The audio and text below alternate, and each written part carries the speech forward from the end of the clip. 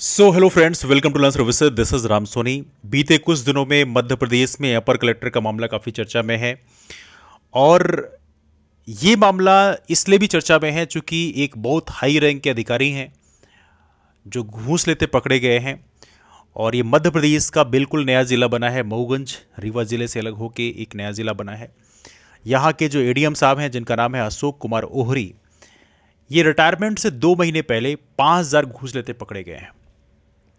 देखिए, ये हमारे मध्य प्रदेश में कोई एक मामला नहीं है, कई सारे मामले ऐसे हैं। मामलों की बिल्कुल लाइन लगी हुई है। यदि आप प्रॉपर तरीके से देखेंगे, there are too many cases. Corruption हर जगह रैम्पेंट फॉर्म में है। बहुत ज़्यादा करप्शन देखने के लिए लगभग हर एक ऑफिस में देखने के लिए मिलता है। इसका सोल्यूशन क्या है? देखिए, मैं दो चीज़ें कहना चाहूँगा जो काफ़ी इंपॉर्टेंट है। कोई भी लीडर या नेता जो है, वो जनता को वही चीज़ देता है जो जनता डिमांड करती है। जो जनता के लिए अच्छा है वो लीडर नहीं देता है। जो जनता डिमांड करती है वही चीज एक लीडर नेता जो है वो जनता को देता है। आज से कुछ साल पहले की यदि हम बात करें तो हमारे देश में कभी भी अनएम्प्लॉयमेंट की बहुत चर्चा नहीं होती थी। लेकिन अब अचानक से बीते 3-4 साल से यदि आप देखोगे तो बहुत ज़्यादा अनएम्प्लॉयमेंट डिस्कस हो रहा है। बेरोजगारी के मुद्दों को लगभग हर एक अपोजिशन पार्टी डिस्कस कर रही है, जनता भी डिस्कस करने लग गई है। और इसका रिजल्ट अब आप ये देख रहे हैं कि जब भी कोई सरकार नोटिफिकेशन निकालती है तो इवनली कई बार वो अपने ऑफिशियल ट्विटर हैंडल से या फेसबुक से या बाकी अन्य जो सोशल नेटवर्किंग साइट्स हैं उसके माध्यम से दिखाते हैं कि देखो मैंने इतनी वैकेंसी निकाली है। इवनली जब सिलेक्शन होने के बाद में जब अपॉइंटमेंट लेटर देना होता है तो हमारे मध्य प्रदेश में तो ये कल्चर भी शुरू कर दिया है कि मुख्यमंत्री निवास में उन लोगों को बुलाया जाता है जो सिलेक्टेड कैंडिडेट्स होते हैं और उनको अपॉइंटमेंट लेटर दिए जाते हैं। तो बीते कुछ सालों से यदि आप देखेंगे तो हमारे यहाँ सिस्टम बदल रहा है। बेरोजगारी के मुद्दे को डिस्कस किया गया तो अब सरकारें बेरोजगारी के मुद्दे को फोकस कर रही हैं। बीते कुछ साल यदि आप 10-15 साल पहले चले जाओ तो वहां पे बेरोजगारी का मुद्दे तो कोई कह भी दिया तो सरकार के कान में जू नहीं रेखता था। सरकार के अंदर ये अड़ियलपन था कि नहीं, तुम्हें जो कहना है कह लो, हम कुछ नहीं करेंगे।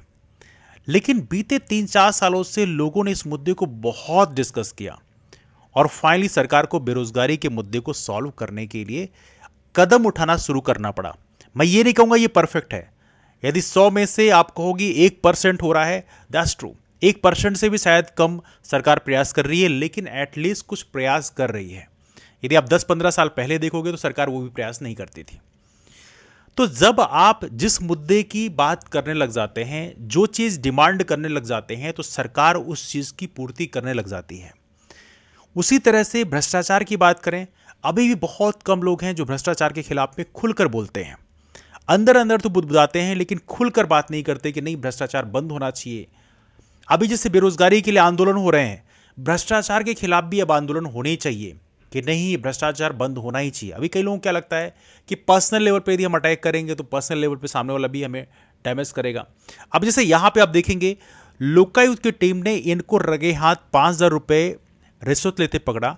लेकिन सबसे महत्वपूर्ण नाम मैं ये से मानता हूं कि जिन्होंने यहां पे शिकायत करने वाले हैं, फरियाद परिवादी हैं राम निवास तिवारी, जिन्होंने लोकायुक्त कार्यालय में शिकायत की। इनकी बहादुरी को मैं मानता हूं, सलाम करता हूं, क्योंकि इन्होंने शिकायत की। यदि शिकायत नहीं करते हुए सोचते कि नहीं, अपर कलेक्टर लेवल का अधिकारी इतना बड़ा अधिकारी है, उसके खिलाफ मैं शिकायत करूंगा तो पर्सनली मेरे को बहुत नुकसान पहुंचा सकता है, तो शिकायत नहीं करते। तो आपको अब अपने कंफर्ट जोन से बाहर निकलना पड़ेगा। अब आपको भी प्रॉपर तरीके से शिकायत करनी पड़ेगी, मुद्दों को डिस्कस करना पड़ेगा, तब जाकर हमारे देश में करप्शन कम कर सकते हो। क्योंकि जिसको घूस लेना है उसके तो मजे हैं। जो शिकारी है वो क्यों शिकार करना बंद करेगा? शिकारी तभी शिकार करना बंद करेगा जो शिकार होने वाला आदमी है, जब वो इकट्ठा हो जाएगा और शिकारी के खिलाफ मुहिम छेड़ेगा। तो हमें जरूरी है कि जो करप्ट लोग हैं उनके खिलाफ में मुहिम छेड़ें और हमारे देश में जो करप्शन हो रहा है उसको प्रॉपर तरीके से लोगों के साथ में डिस्कस किया जाए और साथ में इसके खिलाफ प्रोटेस्ट भी किया जाए। जिस तरह से बेरोजगारी के खिलाफ आंदोलन हो रहे हैं, उसी तरह हमारे देश में भ्रष्टाचार के खिलाफ भी खुलकर आंदोलन होने चाहिए। तब जाकर हमारे देश में भ्रष्टाचार को कम किया जा सकता है। बाकी आप लोगों की राय क्या है, आप लोग जरूर कमेंट करके बताएं। लेकिन मेरा यह मानना है, देश आपका है। बहुत कम लोग इस मुद्दे को डिस्कस करना चाहते हैं, क्योंकि हर कोई यही चाहता है कि ऐसे मुद्दे को डिस्कस करने से हमें पर्सनली नुकसान हो सकता है, क्योंकि हम एक ऐसे सिस्टम में बैठे हुए हैं जहां लगभग सभी लोग इसमें एंगेज्ड हैं। तो यदि आप उसके खिलाफ में डिस्कस करते हो तो आपको पर्सनली कई बार नुकसान हो जाता है, लेकिन देश को बेहतर करने की जिम्मेदारी भी हमारी है। इसके लिए कोई विदेश से हमारे देश को सही करने नहीं आएगा।